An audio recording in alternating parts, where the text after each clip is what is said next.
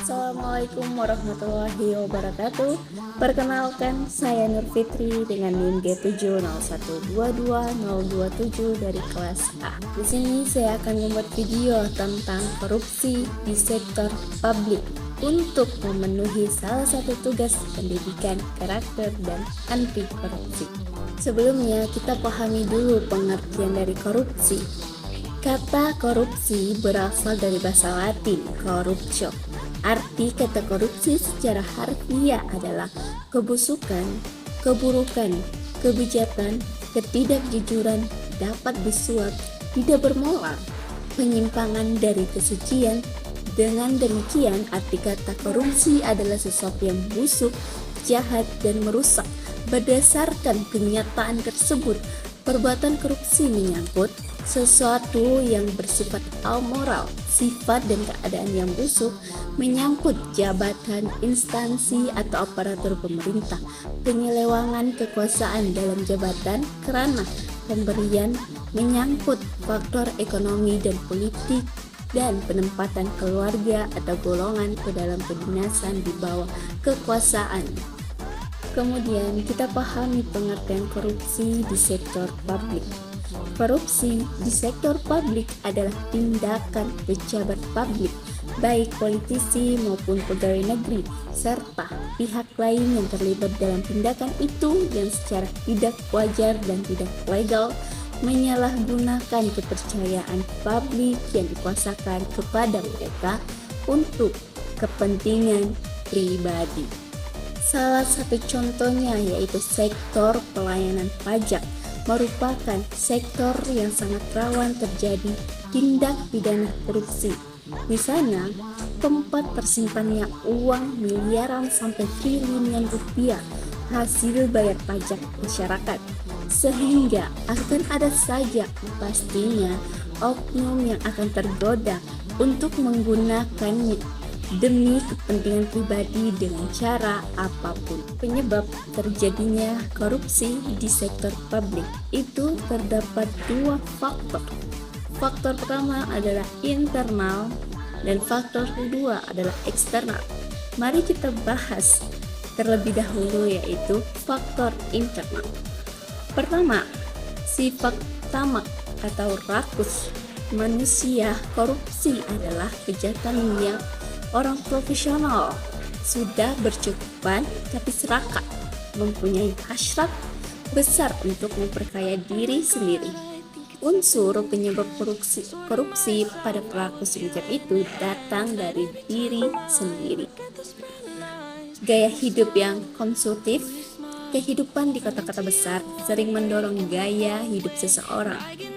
Perilaku konsumtif bila tidak diimbangi dengan pendapatan yang memadai akan membuka peluang seseorang untuk melakukan berbagai tindakan untuk memenuhi hajatnya.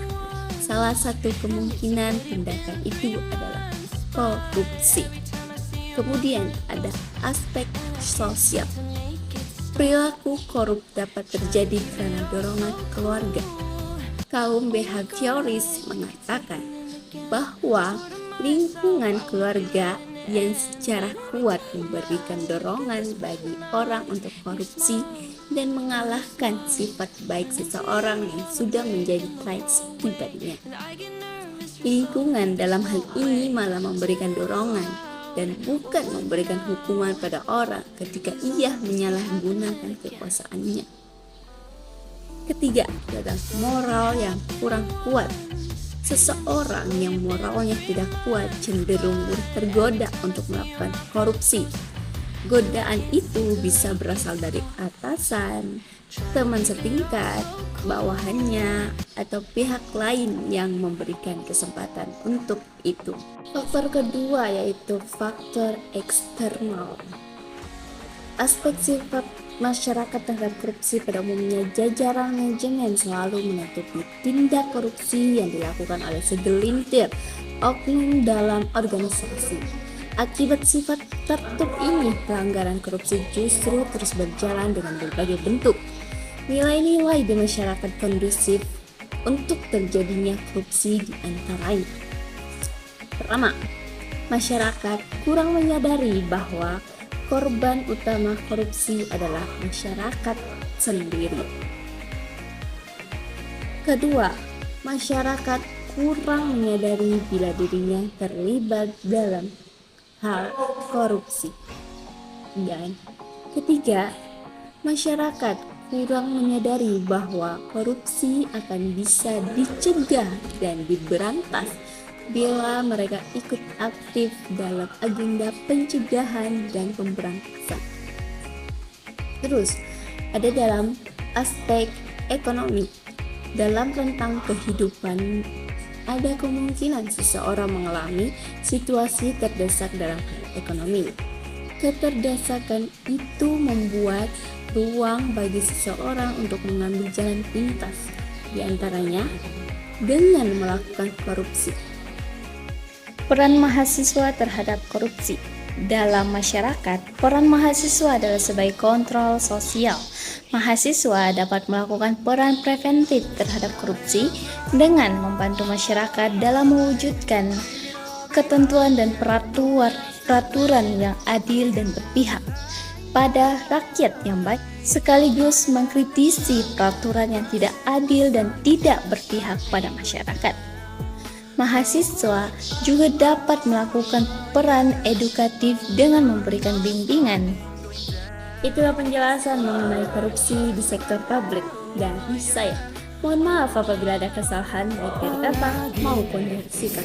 Seperti yang kita ketahui bahwa Indonesia saat ini sedang tidak baik-baik saja dengan pelaku korupsi yang terjadi. Maka dari itu, marilah kita memperkuat iman kita sendiri agar terhindar untuk melakukan kejahatan-kejahatan tersebut. Sekian, terima kasih. Aku sandiwara satu darah untuk Indonesia.